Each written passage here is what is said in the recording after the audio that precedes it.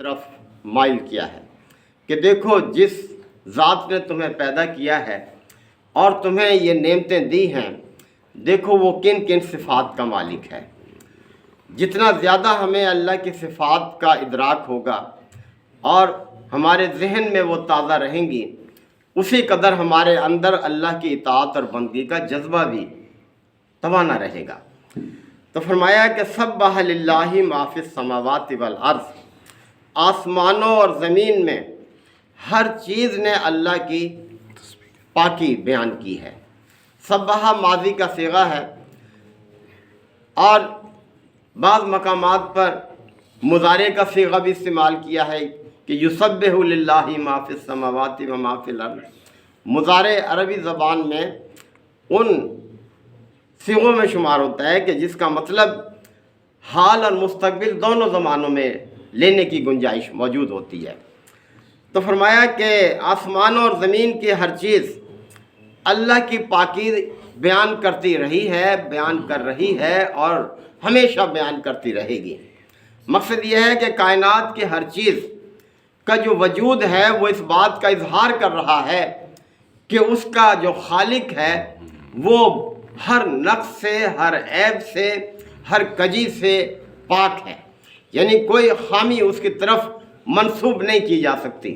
کائنات کی ہر چیز کا وجود اس بات کا اظہار کر رہا ہے کہ جو چیز اس نے پیدا کی ہے بے مثال پیدا کی ہے اور وہ ہر نقص سے، ہر کجی سے پاک ہے، ہر عیب سے پاک ہے۔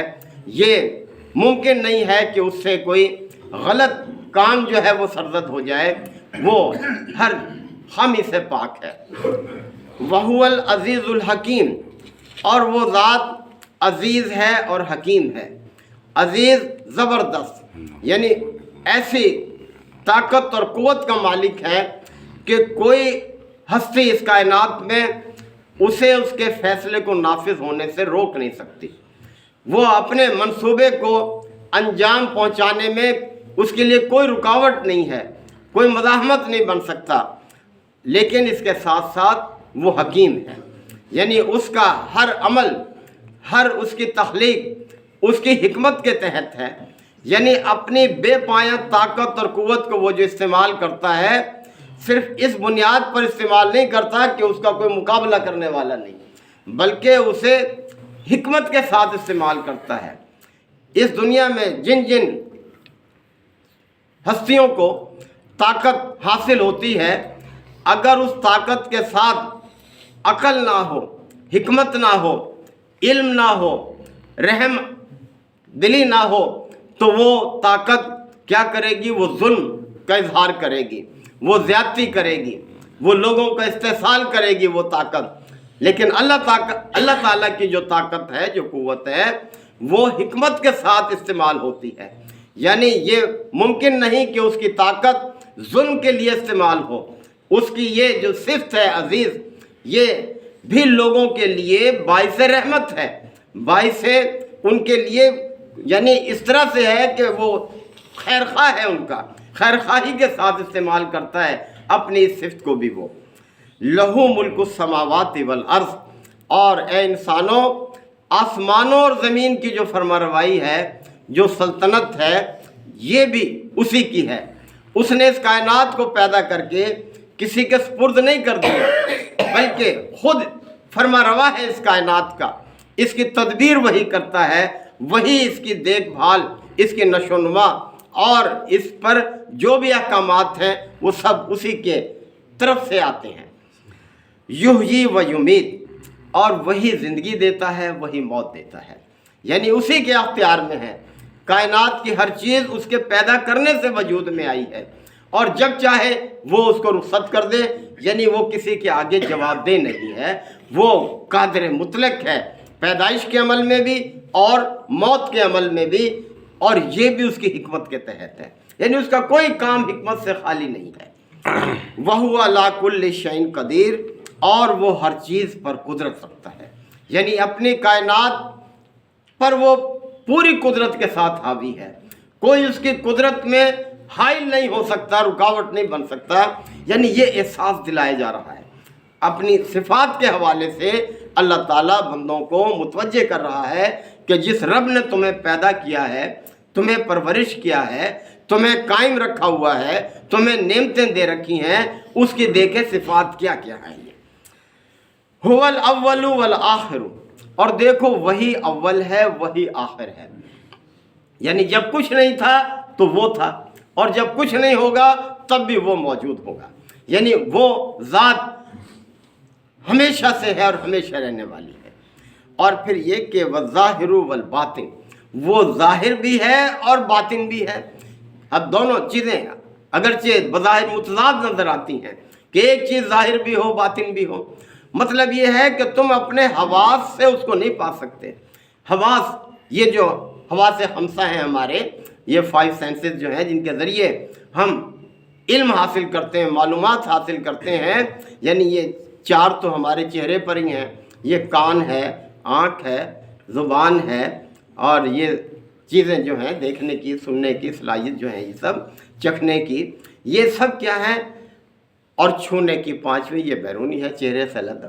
انہی کے ذریعے سے ہم علم حاصل کرتے ہیں، تو ان حواس کے ذریعے سے تم اسے نہیں پا سکتے، لیکن وہ اپنی مخلوقات سے ظاہر ہے کہ اس نے جو چیز پیدا کی ہے وہ اس چیز کا ثبوت ہے، اس چیز کا اظہار کر رہی ہے کہ وہ جو ہے ظاہر ہے، یعنی اپنی صفات کے حوالے سے ظاہر ہے، اپنے کمالات کے ذریعے سے ظاہر ہے، اپنی قدرتوں کے حوالے سے وہ ظاہر ہے، لیکن نہ تمہاری آنکھ اسے دیکھ سکتی ہے، نہ تمہارے کان اسے محسوس کر سکتے ہیں، نہ تمہاری زبان، یہ ہاتھ، یہ تمہارے حواس اس کو نہیں پا سکتے۔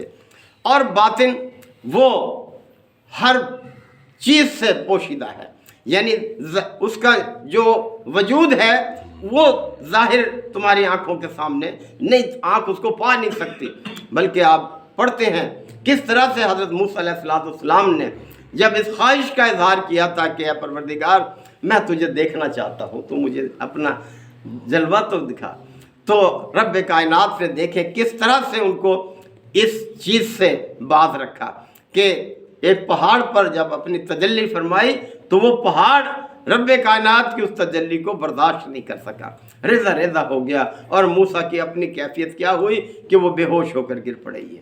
تو بہرحال وہ باطن ہے، یعنی ہم اس کو اس طرح سے نہیں پا سکتے جیسے عام چیزوں کو ہم دیکھتے ہیں۔ وَهُوَ بِكُلِّ شَيْءٍ عَلِيمٌ، اور وہ ہر چیز کا علم رکھتا ہے، یعنی کوئی چیز اس کے علم سے باہر نہیں ہے۔ اور آگے اور بھی اس کی وضاحت فرمائی کہ دیکھیں کتنا وسیع ہے اس کا علم۔ هُوَ الَّذِي خَلَقَ السَّمَاوَاتِ وَالْأَرْضَ فِي سِتَّةِ أَيَّامٍ، وہی ہے جس نے آسمانوں اور زمین کو 6 دنوں میں پیدا کیا۔ یہ قرآن مجید کے مشکل مقامات میں سے ہے، یعنی اس کی توجیہ میں نہیں اپنے آپ کو جو ہے وہ لگانا چاہیے۔ اللہ ہی حکمت ہے کہ اس نے 6 دنوں میں کیوں پیدا کیا، 6 سے کم یا 6 سے زیادہ دن کیوں نہیں لگے اس کو، اور وہ دن جو ہے اس کی طوالت کتنی تھی، کیا ہمارے اس 24 گھنٹے کے برابر تھا وہ دن، یا قرآن مجید میں اور حوالوں سے ہے کہ تمہاری گنتی سے اس کا جو دن ہے وہ 1000 سال کے برابر ہوتا ہے یا 50,000 سال کے برابر ہوتا ہے، تو وہ بہتر جانتا ہے کہ وہ دن کتنی طوالت کے تھے جن دنوں میں پیدا کیا، اور 6 دنوں میں اس نے کیوں پیدا کیا۔ اور پھر یہ کہ ثم استوى علی العرش، پھر وہ عرش پر جلوہ گر ہوا، یعنی اس کائنات کی دیکھ بھال، اس کی فرما روائی، اس کے اندر تبدیلی، اس کے احکامات سب وہ اپنے طرف سے جاری کرتا ہے، اسی کو یہ اختیار حاصل ہے۔ یعلم ما یلج فی الارض، اب وہی بات کہ وہ ہر چیز کا علم رکھتا ہے، کچھ تفصیل اللہ تعالیٰ نے بتائی۔ یعلم ما یلج فی الارض، جو کچھ زمین میں جاتا ہے، جو داخل ہوتا ہے، اسے بھی وہ جانتا ہے، یعنی زمین میں داخل ہونے والا ہر ذرہ اس کے علم میں ہے۔ یہ نباتات تم کاشت کرتے ہو، کتنے دانے زمین کے اندر تم ڈالتے ہو، ایک ایک دانے کی اس کو خبر ہے کہ اس کے ساتھ اس نے کیا کرنا ہے، کس طرح سے اس کو ایک کوپل کی شکل دینی ہے، اس کو پیدا کرنا ہے، کتنا اس کو نشو نما دینا ہے، اس کے پودے کو کتنے عرصے کے لیے دینا ہے، اس میں کیا کیا برگ و بار اس کے اندر لانے ہیں، یعنی اس کے علم میں ہے جو کچھ بھی زمین کے اندر جا رہا ہے، اور اسی طرح سے انسان یعنی دفن ہو رہے ہیں، ہر ایک کے حال سے وہ واقف ہے، ہر ایک کے اعمال سے وہ واقف ہے۔ اور وما یارجو فیہا وما یخرجو، جو کچھ اس سے نکلتا ہے زمین سے اسے بھی وہ جانتا ہے۔ یعنی زمین میں داخل ہونے والی کوئی چیز ایسی نہیں ہے جو اس کے علم سے باہر ہو۔ آسمان سے بارش برساتا ہے، ایک ایک قطرہ اس کے علم میں ہے جو زمین میں جذب ہو رہا ہے، وہ کہاں جا رہا ہے، کس پودے میں کتنا جذب ہو رہا ہے، زمین کے اندر مخلوق اس سے کیا فائدہ اٹھا رہی ہے، یعنی اس کے علم میں ہے۔ اور جو کچھ نکل رہا ہے وہ بھی اس کے علم میں ہے کہ جو کچھ نکل رہا ہے یا نکالا جا رہا ہے سب اسے معلوم ہے۔ یعنی کوئی پودا جو بھی نکلتا ہے وہ سب اس کے علم میں ہے۔ جو بخارات اس زمین سے اٹھ رہے ہیں، آسمان کی طرف جا رہے ہیں، سب اس کے علم میں ہے کہ کتنا جو ہے ذخیرہ زمین سے آسمان کی طرف جا رہا ہے۔ اور اسی طرح سے زمین سے دوسری چیزیں جو بھی نکالی جا رہی ہیں سب اس کے علم میں ہیں، یہ سب اسی کے خزانے ہیں جو اس کے اندر ہیں۔ وما ينزل من السماء، اور جو کچھ آسمان سے اترتا ہے وہ بھی سب اس کے علم میں ہے، اس کے علم سے باہر نہیں ہے۔ وما یارجو فیہا، اور جو کچھ آسمان کی طرف چڑھتا ہے وہ سب اس کے علم میں ہے۔ مقصد یہ ہے انسان کو اس طرف توجہ دلانا ہے کہ تمہارا رب کتنا علیم ہے، کتنا خبیر ہے، اور یہ سب کچھ جو ہو رہا ہے یہ اس کی قدرت کے تحت ہو رہا ہے، اس کی حکمت کے تحت ہو رہا ہے، تمہارے مفاد کی خاطر ہو رہا ہے، لہٰذا تم اس کے حق کو پہچانو۔ مائل کرنا اسی طرح مقصود ہے کہ یہ مشکل حالات ہیں جس میں تم رہ رہے ہو، ہر طرف سے لوگ تمہارے اوپر حملہ آور ہونے کے لیے تیار ہیں، لیکن واللہ متم نورہ ولو کرہ الکافرون، اللہ اپنے اس نور کو مکمل کر کے رہے گا، ہاں کفار کو کتنا ہی ناگوار کیوں نہ ہو۔ یعنی یہ ریاست، اس کی سرحدیں بہت وسیع ہوں گی، اور یہ ایک طاقت بنے گی، یہ ایک قوت بنے گی۔ اور اس کے چند سالوں بعد ہی دیکھ لیں، یہ 4-5 ہجری کی بات ہے جب یہ آیات نازل ہوئی ہیں، 8 ہجری میں مکہ فتح ہو گیا، اور اس کے بعد کس طرح سے دین اسلام پھیلنے لگا کہ لوگ فوج در فوج جو ہے دین اسلام میں داخل ہونے لگ گئے۔ کہیں یہ وقت تھا کہ ایک ایک بڑی مشکل سے مشرف با اسلام ہوتا تھا، لیکن پھر گروہ در گروہ، قبائل در قبائل آپ کی خدمت میں حاضر ہونے لگے، اور یہ دین جو ہے دن دگنی رات چوگنی ترقی کرتا چلا گیا۔ تو فرمایا کہ وَهُوَ مَعَكُمْ أَيْنَمَا كُنْتُمْ، اے لوگوں یاد رکھو وہ تم سے دور نہیں ہے، تم جہاں بھی کہیں ہو، وَهُوَ مَعَكُمْ أَيْنَمَا كُنْتُمْ، تم جہاں بھی کہیں ہو وہ تمہارے ساتھ ساتھ ہے، اکیلے ہو چاہے محفل میں ہو، سفر میں ہو چاہے کہیں عبادت میں ہو، وہ تمہارے ساتھ ہے، ہر وقت تمہارے ساتھ ہے۔ لہذا جب یہ ہمیں احساس ہوگا کہ وہ ہمارے ساتھ ہے جہاں بھی ہم ہوں، ہم ہر برائی سے بچیں گے، ہم اس کے ڈر سے۔ دیکھیں اللہ تعالیٰ کی ذات کوئی ایسی نہیں ہے کہ اس سے ڈرا جائے، اللہ تو رحیم ہے، شفیق ہے اپنے بندوں پر۔ جہاں بھی اللہ سے ڈرنے کا حکم ہے اس کا مطلب یہ ہے کہ اللہ کی نافرمانی کے انجام سے ڈرنا چاہیے انسان کو، کہ اللہ کی نافرمانی کا انجام کتنا بھیانک ہے، یہ ہے اللہ سے ڈرنے کا مطلب۔ ورنہ اللہ سے تو محبت ہونی چاہیے، اللہ محبت کرتا ہے اپنے مخلوق سے، اتنی محبت کہ ماں کو بھی اتنی محبت نہیں ہے اپنی اولاد سے۔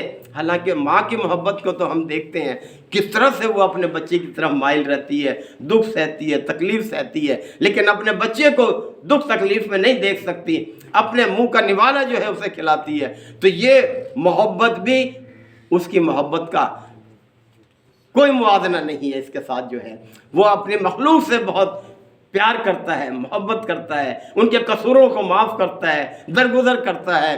لہذا اللہ سے ڈرنے کا مطلب یہی ہے کہ اللہ کی نافرمانی کے انجام سے ڈرا جائے کہ اس کا انجام بہت سخت ہے۔ تو فرمایا وَهُوَ مَعَكُمْ أَيْنَمَا كُنْتُمْ وَاللَّهُ بِمَا تَعْمَلُونَ بَصِيرٌ، پھر احساس دلایا کہ دیکھو تم جو کچھ بھی کرتے ہو اللہ اس کو دیکھ رہا ہے، وہ بصیر ہے، تمہارے ہر عمل پر اس کی نگاہ ہے، تمہارا کوئی عمل اس کی نگاہ سے پوشیدہ نہیں ہے۔ لہذا کام کرتے ہوئے سوچ لیا کرو کہ یہ ہمارے رب کی رضا کا کام ہے یا اس کے ناراضگی کا کام ہے، لہذا پیچھے ہٹ جاؤ جس عمل کے بارے، اور یہ صلاحیت انسان کو اللہ نے دے رکھی ہے، یعنی خیر اور شر کے بارے میں تمیز کرنے کی صلاحیت اللہ نے ہر انسان کو دے رکھی ہے۔ وہ جانتا ہے کہ کون سا عمل اچھا ہے کون سا برا ہے، لہذا اچھے اعمال کی طرف اپنے آپ کو مائل رکھو اور برے اعمال سے اپنے آپ کو دور رکھو۔ اللہ تعالیٰ کی رحمت تمہارے شامل حال ہوگی۔ اللہ تعالیٰ ہمیں عمل کی توفیق عطا فرمائے۔ وآخر دعوانا ان الحمدللہ رب العالمین۔ الحمد للہ وکفا وسلام علی عبادہ الذین اصطفیٰ۔ ربنا آتنا فی الدنیا حسنہ وفی الآخرۃ حسنہ وقنا عذاب النار وادخلنا الجنۃ مع الابرار یا عزیز یا غفار یا رب العالمین۔ اللہم انک عفو کریم تحب العفو فاعف عنا۔ اللہم من احییتہ منا فاحیہ علی الاسلام ومن توفیتہ منا فتوفہ علی الایمان۔ یا شافی الامراض اشف مرضانا و مرضى المسلمین۔ یا قاضی الحاجات اقض حاجاتنا و حاجات المسلمین۔ اللہم اعز الاسلام والمسلمین۔ اللہم دمر اعداء الدین۔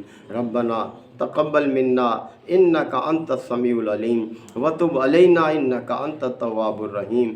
صلی اللہ تعالی علی خیر خلقہ محمد و آلہ و صحبہ اجمعین۔